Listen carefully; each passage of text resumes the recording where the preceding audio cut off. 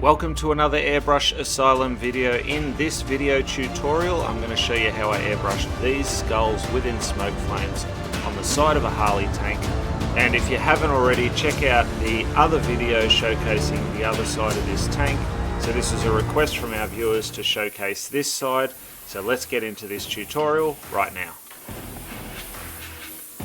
So what I'm doing here is just mapping in my smoke flame. So this is just to give me the basis of and to get that flow over the entire tank, and then I'm going to add in my skulls into that and then render as I go. I'm using my Fire Tool template set, just one of the stencils that comes with that, just to create a variation of sharp edges as well as free-handed edges. The template that I'm using here is by AirShot stencils. This is Skull Background 2, and I'm just laying that on the surface and just lightly dusting through, and you can see I've already got a bit of a defined shape of the skulls and where they're going. You'll also notice here I'm just showing you a snippet of how I prepped up the Harley Davidson bar and shield logo, so that became a positive mask, as you can see right here on the tank.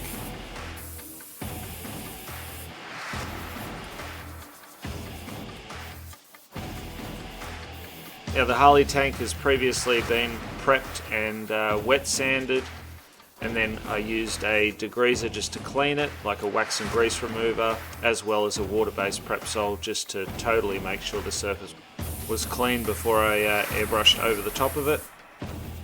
Now the template that I just showed then was Skull Background 3, also by AirShot stencils. And the white paint that I'm using has been mixed with a reducer, so I generally run at a 30% paint, 70% reducer mix at about 20 to 25 psi.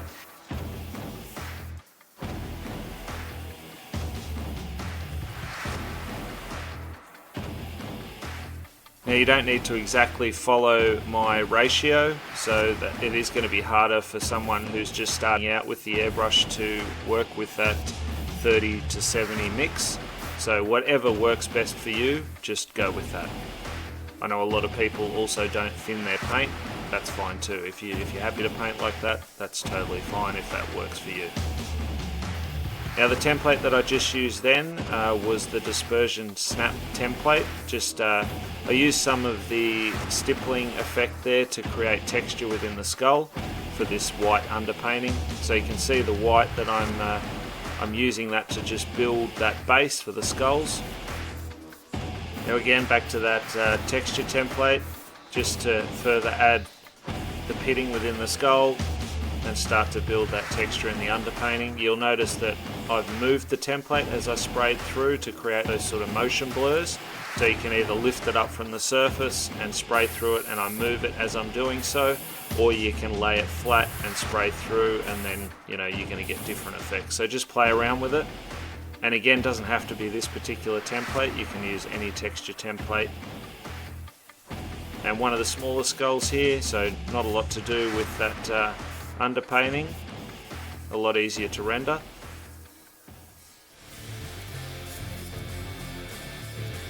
And now onto transparent black. So this is transparent base mixed with black. And what I do is I mix the transparent base with my reducer to my desired ratio. So in my case it would be 30% transparent base with the 70% reducer. And then I add drops of black to that. What I have found though is that I do tend to run it a little bit thicker with transparent base. So just experiment. I'd probably start with, say for instance you're running at a 50-50 ratio, so 1-to-1 equal parts of paint and reducer. I'd probably change that so that you've got, say, 60% of the transparent base and 40% of the reducer. And then once you've got that mix and you're happy with it, then you can add the drops of black to that to darken the intensity. So you can make numerous different strengths of transparent black by adding more and more of the black into your mix. Another thing that's a good idea for beginners is to maybe mix up, say, 2 or 3 bottles of it so that you've got them pre-mixed. So start one by adding maybe 10 to 15 drops of black. Then the next intensity you might do 20 to 30 drops of black, and then the final one you might add 30 to 40 drops of black or more, depending on how big the mixing bottle is and how much transparent base you've got in there. But just play around with it.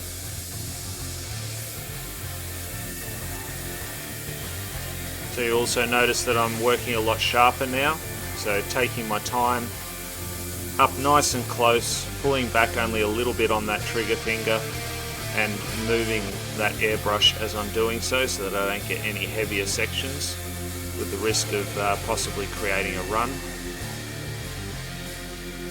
And I use this then to sketch in my design and then further deepen my shadows and add my highlights as I go on. You'll notice that I'm already incorporating some of the flame licks, so to get that smoke flame to look as though it's moving throughout the skull and coming out of the eye socket there. And I generally start with the eye sockets and the nostrils first, and then I move on to the other sections of the skull. So that way the sockets and the nostrils are obviously the most forgiving. If you make a mistake, you can just go a bit darker. But again, working with this intensity, you need a little bit more control. So if you are new to airbrushing, I'd highly recommend that you mix up different strengths of this transparent black and then work that in as you go.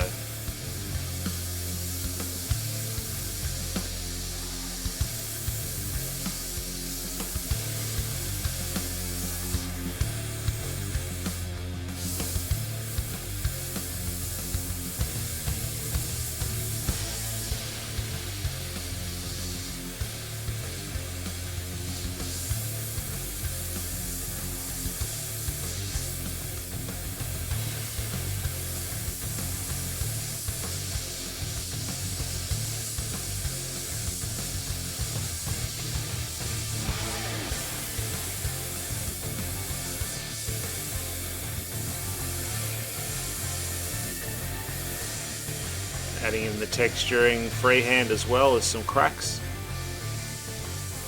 So because it's a skull, go for it. These aren't intended to be realistic, like photorealistic skulls. The customer actually gave me a reference which was really cartoony, and I did him a sample panel to show him what I was proposing, sort of in between, so a little bit cartoony looking but adding a little bit more detail in them as well. He loved that, and this is what we came up with. So always recommend doing a sample. It's always a good idea.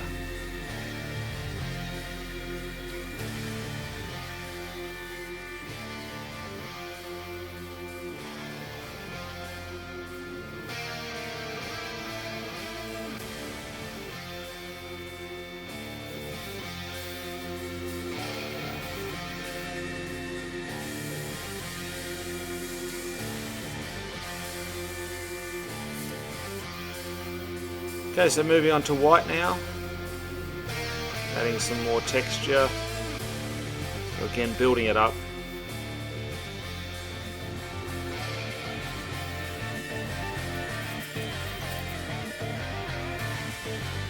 So as you can see here, mixing it up with the use of the template to create the texture, and then the freehand airbrushing over the top to hit some of those really bright white highlights. Again, I'm up nice and close. Any bits on the bone, I want them to be nice and bright, and you'll notice that when I start to add in the highlights on the teeth like this, I'm not going over the whole tooth, I'm just picking some of the intense bright sections and highlighting that way.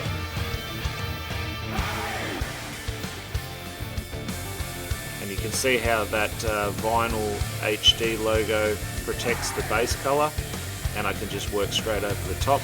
That's just a vinyl, so that was cut out for me.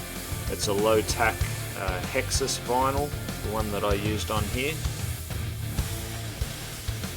And that one, it's fantastic for any automotive surface. You can heat it up to curve it, and it also doesn't leave any glue.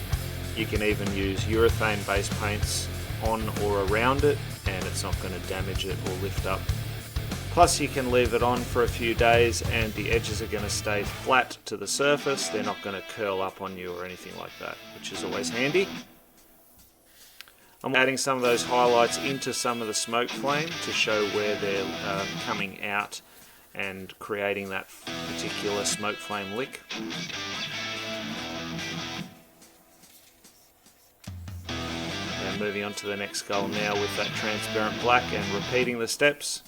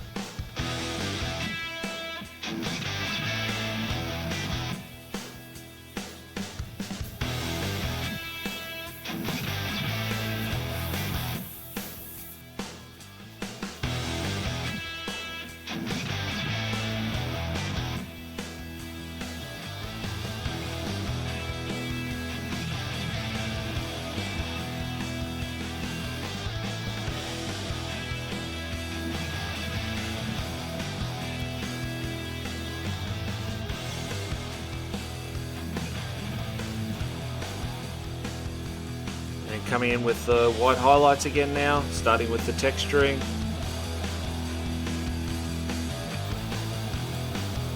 And then adding in my highlights freehand. So I've also cut out a little bit of the texturing. It was lots of build up, back and forth, so you get the idea. So I'm only showing you snippets of the template use, just to let you know that that was the stage and the procedure that I used, but it was used, you know, repetitively to get that particular texture build up. So just follow these steps and just add as much texture as you like.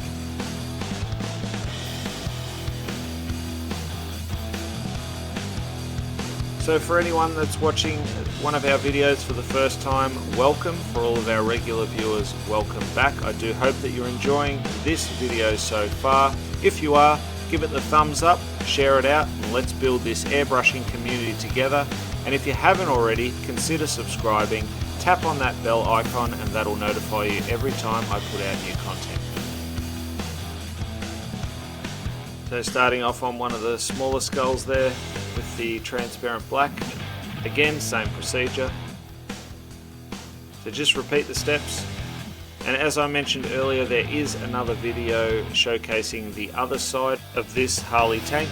I'll pop a link in the description below to that video, as well as some other helpful links for you guys to check out.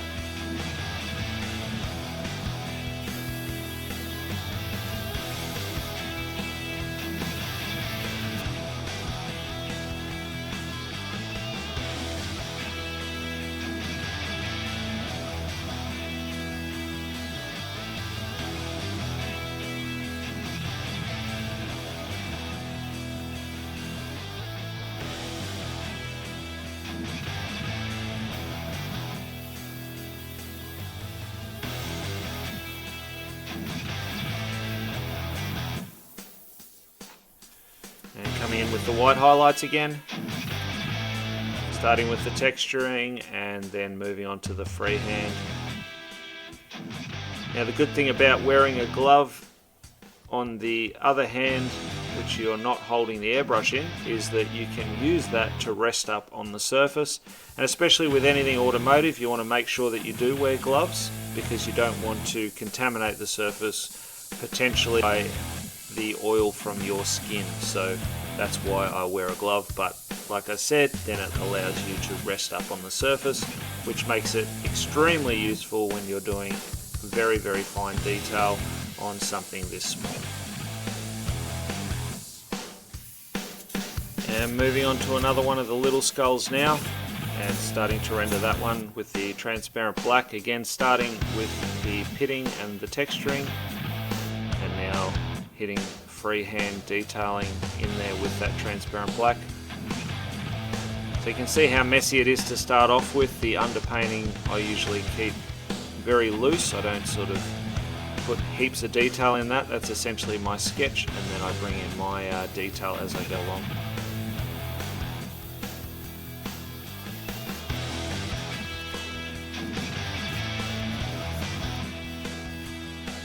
And again here, adding in those freehand highlights. Running some highlights off those teeth.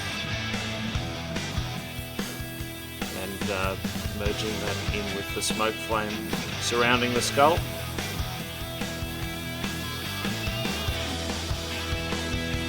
Now coming in with solid black, so not transparent black this time, just the regular Trident black, and deepening some of those pockets of the smoke flame just to give it more of a 3D appearance.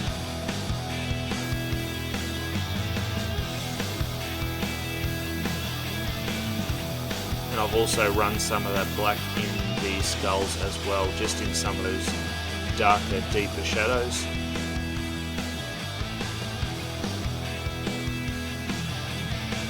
Working on the front section there as well, same thing.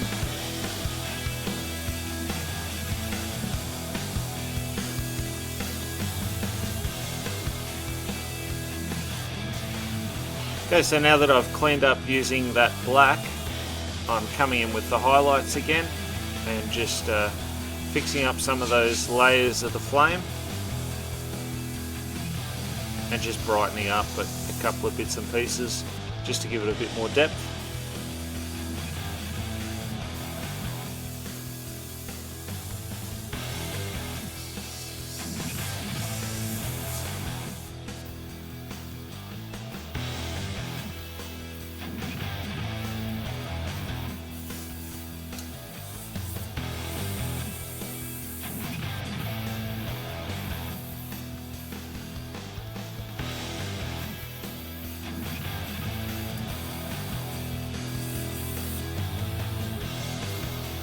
Continuing on with that white and just adding in some of those key highlights just to make the smoke flame look like it's working in and around the skulls.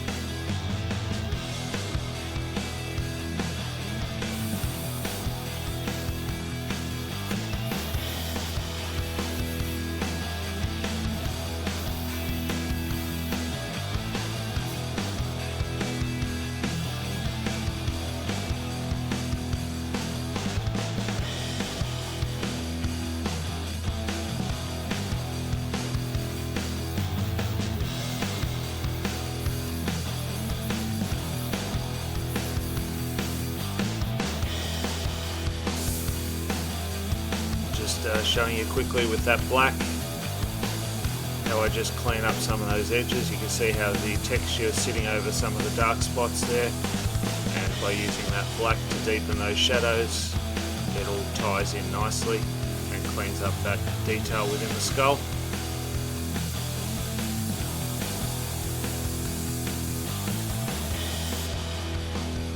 Now carefully coming in with my blade and unmasking, like just grabbing the edge of the vinyl very carefully and unmasking the HD logo. You can see that it's masked off the black area of the tank. So now I'm going to come back in with the white and just bring some of those smoke flame licks onto the bar and shield logo so that it again gives it that 3D appearance, rather than it looking like it's just sticking over the top of all of the artwork. And here we have the completed artwork on the side of the Harley Tank. So to continue your learning, be sure to check out some of the other videos and playlists that I've got listed here. And until next time, go grab your airbrush, do some amazing artwork yourself, and I'll see you again very, very soon in the next video. Thanks for watching. Bye for now.